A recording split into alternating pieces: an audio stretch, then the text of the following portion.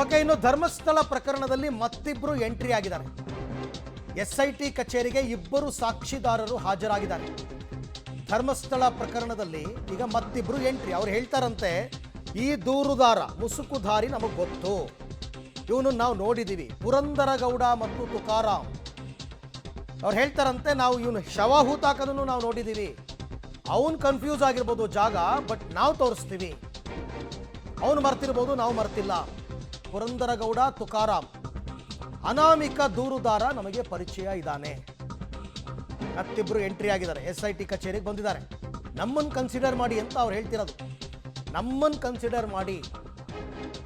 ಪುರಂದರಗೌಡ ತುಕಾರಾಮ್ ಅಂತಕ್ಕಂಥವರಿಂದ ಈಗ SIT ಅವರು ಏನೆಲ್ಲ ಮಾಹಿತಿ ಕಲೆ ಹಾಕ್ತಾರೆ. ಈ ದೂರುದಾರ ಆದಮೇಲೆ ಈಗ ಅವ್ರನ್ನ ಕರ್ಕೊಂಬಂದು ಮತ್ತೆ ಜಾಗ ಆಗಿತ್ತಾರ. ಆತ ಶವ ಹೂತಿದ್ದನ್ನು ನಾವು ನೋಡಿದ್ವು ಅಂತ ಸಾಕ್ಷಿಗಳಿವರು. ಇವರು ಸಾಕ್ಷಿಗಳಂತೆ.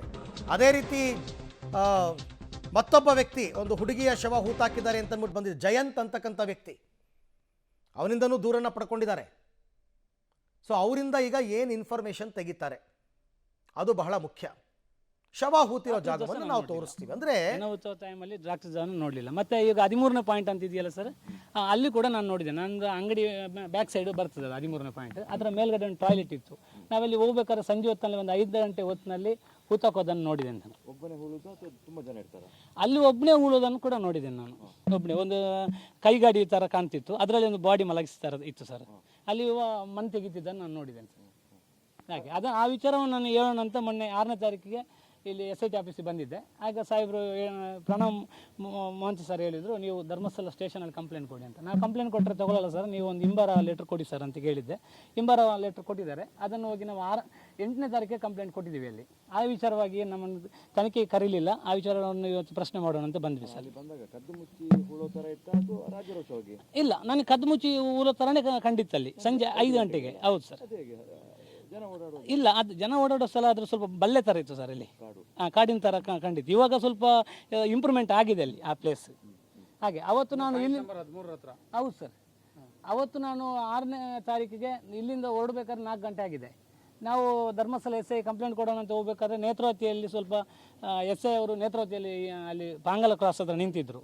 ನಾನು ಇನ್ನು ಇವರು SI ಅವರು ಇನ್ನು ನಮಗೆ ಸಿಗೋದಿಲ್ಲ ಅಂತೇಳಿ ಆ ಪಾಂಗಲ ಕ್ರಾಸಿಂದಾಗಿ ನಮ್ಮ ಮನೆ ಕಡೆ ಹೋದೆ. ಅದೇ ಅಲ್ಲಿ ಮತ್ತೆ ಗಲಾಟೆ ನಡೆದಿದೆ ಅಂತ ಗೊತ್ತಾಯಿತು.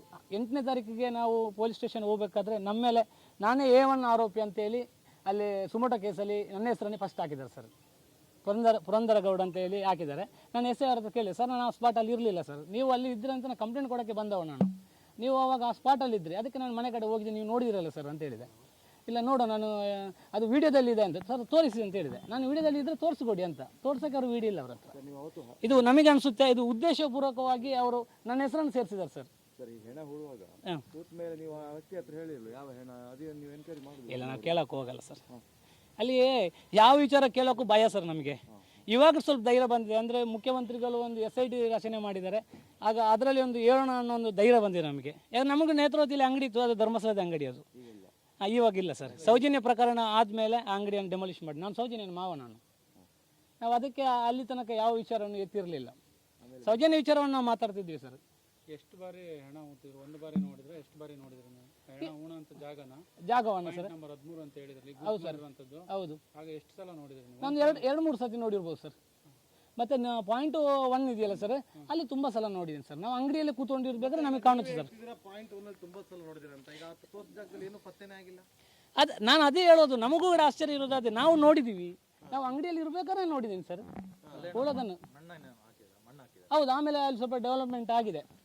ಈಗ ಈ ಹೇಳಿರುವ ವ್ಯಕ್ತಿ 14 ಏನು ಹೋಗಿದೆ ಅಂತ ಹೇಳಿದ್ರಲ್ಲ, ಆಮೇಲೆ ಅಲ್ಲಿ ಆ ಪ್ಲೇಸ್ 1 ನಂಬರ್ ಇರೋ ಪ್ಲೇಸಲ್ಲಿ ಧರ್ಮಸ್ಥಳದಲ್ಲಿ ಲಕ್ಷದೀಪೋತ್ಸವ ಹೋಗ್ಬೇಕಾದ್ರೆ ಟೆಂಪ್ರರಿ ಟಾಯ್ಲೆಟ್ ಅಂತ ಮಾಡಿದ್ರು. ಎದುರುಗಡೆ ಬ್ಯಾಕ್ ಸೈಡಲ್ಲಿ ಒಂದು ದೊಡ್ಡದಿದೆ ಪರ್ಮನೆಂಟ್ ಆಗಿ.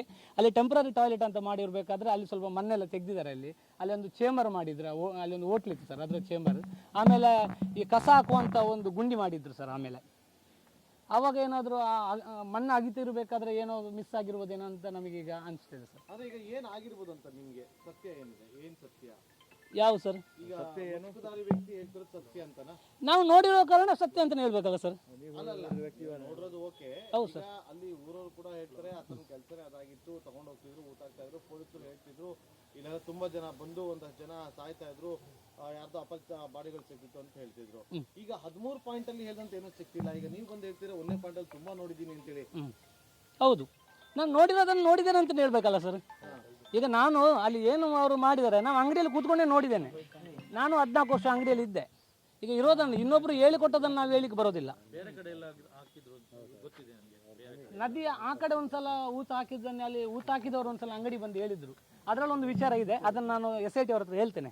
ಅದರಲ್ಲಿ ಮುಖ್ಯವಾದ ಒಂದು ವಿಚಾರ ಉಂಟು. ಅದು ಮಾಧ್ಯಮದವರಿಗೆ ನಾವು ಈಗ ಹೇಳಿದರೆ ನಮ್ಮ ತನಿಖೆಗೆ ತೊಂದರೆ ಆಗ್ಬೋದು ಅಂತೇಳಿ ಆ ವಿಚಾರವನಿಗೆ ಒಬ್ಬರ ಹೆಸರನ್ನು ಪ್ರಸ್ತಾಪ ಮಾಡಲ್ಲ. ಅದರಲ್ಲಿ ಒಬ್ಬ ಆಫೀಸರ್ ಇದ್ದಾರೆ. ಅಂದ್ರೆ ಈಗ ನೀವು ಆ ಮುಸುಕುಧಾರಿ ವ್ಯಕ್ತಿಗೆ ಸಪೋರ್ಟಿವ್ ಆಗಿ ಬಂದಿದ್ದೀರಾ, ನಾವು ಕೂಡ ನೋಡಿದ್ದೀವಿ ಅಂತೇಳಿ. ಹೌದು, ನಾವೀಗ ಅಲ್ಲಿ ಊತ ಹಾಕೋದನ್ನು ನೋಡಿದ್ದೇನೆ ಅಂತ ಹೇಳೋ ವಿಚಾರಕ್ಕೆ ಬಂದಿದ್ದು ಸರ್. ನೀವು ನೋಡಿದ್ದು ಒಬ್ಬನೇ ಇವನೇ ಸೇಮ್ ಒಬ್ಬ ವ್ಯಕ್ತಿ, ಅದು ಕನ್ಫ್ಯೂಷನ್ ಉಂಟಾ? ಇಲ್ಲ, ಇವ ಒಬ್ಬ ವ್ಯಕ್ತಿ ಊತ ಹಾಕಿದ್ದನ್ನು ನೋಡಿದ್ದೇನೆ. ನೀವು ನೋಡಿದವನು ಇವನೇ ಕನ್ಫರ್ಮ್ ಇರ್ಬೋದು ಸರ್. ನಮಗೆ ದೇಹ ನೋಡ್ಬೇಕಾದ್ರೆ ಇವನ್ ತರನೇ ಕಂಡಿದೆ ಸರ್, ಸೇಮ್ ಇವನೇ ಇರ್ಬೋದು ಸರ್. ನನ್ನ ಹಗಲೊತ್ತಲ್ಲೇ ನಾನು ನೋಡಿರುವಂಥದ್ದು. ಎಷ್ಟೊತ್ತಲ್ಲಿ? ಸುಮಾರು ಒಂದು 5 ಗಂಟೆಗೆ, ಒಂದು 4 ಗಂಟೆ ಹೊತ್ತಿರ್ಬೋದು ಸರ್, ಅಂಗಡಿ ಎದುರುಗಡೆ ಎಲ್ಲ. ಬೇಸಿಕಲಿ ಈ ವ್ಯಕ್ತಿ ಪುರಂದರ ಗೌಡ ಸೌಜನ್ಯ ಮಾವ ಅಂತೆ ಅವರೇ ಹೇಳಿದ್ದಾರೆ. ಜೊತೆಗೆ ನಾನು ಆತ ಶವವನ್ನು ಹೂತಿರೋದನ್ನು ನೋಡಿದ್ದೇನೆ ಹಲವಾರು ಬಾರಿ, ಅದರಲ್ಲೂ ಪಾಯಿಂಟ್ ನಂಬರ್ 1 ಹೂತಾಕಿರೋದು ನೋಡಿದ್ದೀನಿ ಅಂತ. ಬಟ್ ಪಾಯಿಂಟ್ ನಂಬರ್ 1 ಏನೂ ಸಿಗಲಿಲ್ಲ. ಅದಕ್ಕೂ ಅವ್ರೇನೋ ಒಂದಷ್ಟು ಸಮಜಾಯಿಷಿ ಕೊಟ್ಟರು. ಈಗ ಪಾಯಿಂಟ್ ನಂಬರ್ 13 ಈಗೇನು ನಡೀತಾ ಇದೆಯಲ್ಲ, ಇಲ್ಲೂ ನೋಡಿದ್ದೀನಿ ಆತ ಶವವನ್ನು ಹೂತಾಕಿರೋದು. Okay fine. ಹಾಗಾದರೆ ಈ ವ್ಯಕ್ತಿ ಯಾರು ಅಂತಕ್ಕಂಥದ್ದು ಪುರಂದರ ಗೌಡ ಮತ್ತು ತುಕಾರಾಮ್ಗೆ ಗೊತ್ತಿರ್ತಕ್ಕಂಥದ್ದು. ಈಗ SIT ಅವರು ಅವ್ರನ್ನ ಯಾವ ರೀತಿ ಪರಿಗಣಿಸ್ತಾರೆ?